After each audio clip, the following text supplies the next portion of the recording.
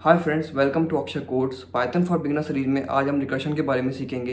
Recursion एक ऐसा concept है जिसके अंदर एक फंक्शन खुद को कॉल करता है। इसे रिकर्सिव फंक्शन भी कहा जाता है। रिकर्शन एक लूप की तरह काम करता है, कुछ कंडीशन में लूप से बेहतर काम करता है। बेसिकली ये हमें कॉम्प्लेक्स प्रॉब्लम को सॉल्व करने में मदद करता है। तो चलिए कंप्यूटर स्क्रीन में चलते हैं, पाइचार्म को ओपन करते हैं। तो अब मैं आ गया अपनी कंप्यूटर स्क्रीन पे, मैंने पाइचार्म को ओपन कर लिया है। अब हम इस वीडियो के अंदर रिकर्शन को समझेंगे पाइथन के अंदर। लेकिन उससे पहले अगर आपने मेरे यूट्यूब चैनल सब्सक्राइब नहीं किया तो कर लीजिए, ताकि मैं आपके लिए ऐसी और वीडियो लाता रहूँ और अच्छे कोर्स लाता रहूँ। तो चलिए शुरू करते हैं। देखिए, पाइथन में रिकर्शन का बेसिक स्ट्रक्चर कुछ इस तरीके से होता है। हम एक रिकर्सिव फंक्शन क्रिएट करते हैं, उसके अंदर पैरामीटर पास करते हैं, उसके बाद में हम इफ एल्स स्टेटमेंट काम लेते हैं। इसके अंदर हम बेस कंडीशन डालते हैं। अगर बेस कंडीशन हमारी ट्रू हो जाती है तो एक बेस वैल्यू रिटर्न कर देती है।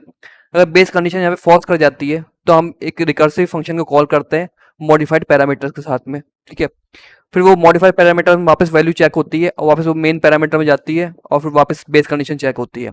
तो इसको मैं आपको एग्जांपल के साथ समझाऊंगा भी अच्छे से। देखिए, बेस कंडीशन क्या होती है? ये वो कंडीशन होती है जहाँ पर रिकर्शन स्टॉप होता है बेसिकली। बट अगर रिकर्शन स्टॉप नहीं होगा तो ये एक एंडलेस लूप बन जाएगा। ठीक है, रिकर्सिव कॉल क्या होता है? जिसमें फंक्शन खुद को कॉल करता है। इसका भी हम एक एग्जांपल समझेंगे अच्छे से। सबसे पहले मैं आपको रिकर्सिव फंक्शन का एक एग्जांपल समझाता हूँ। ठीक है, तो हम क्या करेंगे, फैक्टोरियल का एक एग्जांपल समझते हैं इसको। तो मैं फैक्टोरियल नाम का फंक्शन क्रिएट कर लेता हूँ यहाँ पे और उसके अंदर एन वैल्यू पास कर देता हूँ। ठीक है, उसके बाद मैं एक कंडीशन लगाता हूँ, इफ बेस कंडीशन लगाऊंगा यहाँ पे, इफ एन इक्वल्स टू 0 और n equals to 1 then return 1। तो देखिए, यहाँ पे मैंने और लगाया, यहाँ पे मैं दो कंडीशन चेक कर रहा हूँ। अगर या तो एन की वैल्यू 0 हुई या फिर एन की वैल्यू 1 हुई तो यहाँ पे और भी लगा सकते हैं, हम एंड भी कम ले सकते हैं। तो इसको मैं आगे जाके बताऊंगा, अभी बस इतना समझिए। आप यहाँ और लगा सकते हैं जब भी आपको दो कंडीशन चेक करनी हो। ठीक है, यहाँ पे रिटर्न 1 क्यों किया है?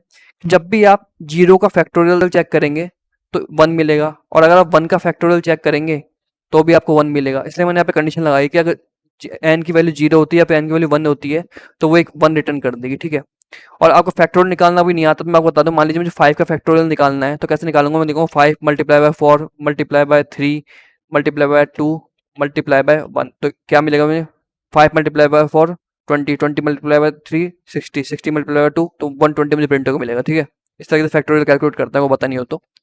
अब मैंने बेस कंडीशन यहाँ पे डाल दी, ठीक है, आपके सामने। अब मैं क्या करूंगा, मैं रिकर्सिव फंक्शन कंडीशन डाल दूंगा। कैसे डालूंगा? लिखूंगा else return n multiply by, अब मैं फंक्शन को वापस कॉल कर लूंगा। तो बेसिकली हम क्या करते हैं, फंक्शन के अंदर फंक्शन को कॉल करते हैं। इसे ही हम रिकर्शन कहते हैं पाइथन के अंदर। ठीक है, कि मैंने फंक्शन के अंदर फंक्शन को कॉल कर लिया, लेकिन उस फंक्शन के अंदर मैं एक मॉडिफाइड पैरामीटर पास कर दिया n-1 करके। ठीक है, यहाँ पे आप देखिए, यहाँ पे पैरामीटर था, मैंने मॉडिफाइड पैरामीटर पास किया, तो यहाँ पे पैरामीटर था n और मैंने मॉडिफाइड पैरामीटर पास किया, वो हो गया n-1। ठीक है, अब क्या करते हैं, n की वैल्यू हम यूजर से ले लेते हैं, उसको इंटीजर में कन्वर्ट कर लेंगे हम। Enter a number. ठीक है, और फिर हम फंक्शन कॉल कर लेते हैं, यहाँ पे प्रिंट फैक्टोरियल और यहाँ पे मैं एन पास कर दूंगा। ठीक है, सिंपली ये फंक्शन कॉल कर लिया। यहाँ पे फंक्शन कॉल करना मैं आपको बता चुका पहले ही। ठीक है, जैसे मैं कोड को रन करूंगा मुझे पूछेगा एंटर नंबर, मैं मान लीजिए 5 एंटर कर देता हूँ तो मुझे 120 प्रिंट होकर मिल जाएगा फैक्टोरियल इसका। ठीक है, बड़ा नंबर कैलकुलेट कर सकते हैं, 10 कैलकुलेट कर दूंगा तो मैं ये प्रिंट मिल जाएगा। उसको अगर चेक करना हो सही है कि नहीं तो गूगल भी कर सकते हैं आप, अगर आपको प्रोग्राम चेक करना हो तो। देखिए, सेम वैल्यू प्रिंट होकर मिलेगी मेरे को। तो इस तरह से मैंने फैक्टोरियल का प्रोग्राम क्रिएट कर दिया रिकर्शन का यूज करके पाइथन के अंदर। ठीक है, तो ये कैसे वर्क कर रहा है? मान लीजिए मैंने यहाँ पे 5 वैल्यू पास की थी, यहाँ पे 5 वैल्यू पास हुई, तो कमेंट आउट कर देते हैं। फिर यहाँ पे कंडीशन चेक हुई, क्या एन की वैल्यू 0 है या 1 है? तो 0 1 तो है नहीं, 5 है यहाँ पे। तो एक प्रोग्राम एल्स कंडीशन में चला गया।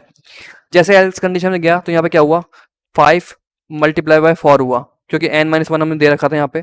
तो फॉर यहाँ पे जैसे फैक्टोरियल को फॉर नाम की वैल्यू मिल गई तो फॉर वापस ऊपर कंडीशन चेक होने गई, फिर यहाँ पे वापस चेक होकर रिवर्स हो गया ही, तो यहाँ पे 4 मल्टीप्लाई 3 हो गया। इस बार n-1 होता रहता है ना यहाँ पे कंटिन्यू, फिर इस तरह से 2 होता रहा। फिर जैसे लेकिन वापस 1 की वैल्यू आई ना तो यहाँ कंडीशन चेक हो गई कि यहाँ पे n की वैल्यू 1 है। जैसे n की वैल्यू 1 मिली तो प्रोग्राम ने यहाँ पे रिटर्न 1 करके उस प्रोग्राम को यहाँ पे एग्जिट कर दिया।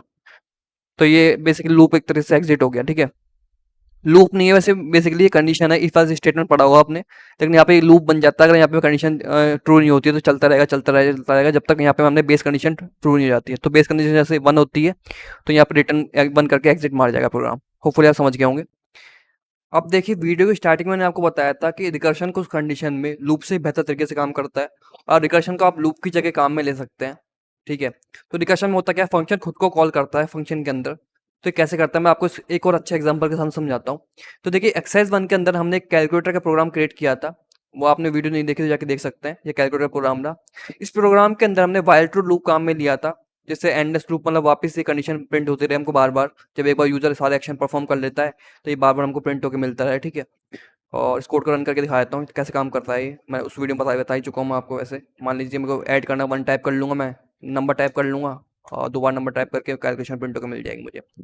अब अगर मुझे यहाँ पे व्हाइल ट्रू लूप को रिकर्सन फंक्शन से रिप्लेस करना हो तो कैसे करूँगा? तो सबसे पहले यहाँ पे मैं फंक्शन क्रिएट करूँगा। व्हाइल ट्रू को हम इरेज कर देते हैं और अब मैं टाइप करूँगा DEF कैलकुलेटर। तो कैलकुलेटर नाम का मैंने फंक्शन क्रिएट कर लिया यहाँ पे, ठीक है? अब कैलकुलेटर नाम के फंक्शन को मैं वापस इसके अंदर ही कॉल करूँगा। कहाँ पे कॉल करूँगा? मैं यहाँ पे एलिफ कंडीशन के बाद में कॉल करूँगा। ताकि जब यूज़र 1, 2, 3, 4 में से कोई भी एक्शन परफॉर्म कर लेता है तो वापस ये फंक्शन रन करेगा और मुझे यहाँ basic calculator program in Python ये प्रिंट होके दोबारा से ये आप देख सकते हैं वापस से मुझे प्रिंट होके मिल जाएगा। तो इसको मैं वापस कॉल कर लेता हूँ एलिफ कंडीशन के बाद में।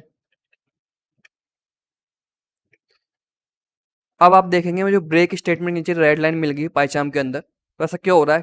कि ब्रेक स्टेटमेंट का काम हम कब लेते हैं? जब हमको लूप से एग्जिट करना होता है। यहाँ पे मैंने व्हाइल ट्रू लूप हटा दिया तो यहाँ पे मुझे ब्रेक स्टेटमेंट की जरूरत नहीं पड़ेगी। ये ऐसे एग्जिट हो जाएगा प्रोग्राम। अब मुझे एक जगह और कैलकुलेटर नाम के फंक्शन को कॉल करना पड़ेगा एल्स कंडीशन के बाद में। कि यहाँ पे लिख रखा है you have entered long value please try again. अगर यूजर मान लीजिए गलती से कोई भी गलत वैल्यू एंटर कर देता है तो वापस से फंक्शन कॉल हो जाएगा। मुझे ये सब बेसिक कैलकुलेटर प्रोग्राम प्रिंट होकर मिल जाएगा। तो मुझे इसके बाद में कॉल कर देना है। अब मुझे कैलकुलेटर नाम के फंक्शन को आउटसाइड भी कॉल करना पड़ेगा। तब जाके प्रोग्राम रन करेगा, ठीक है?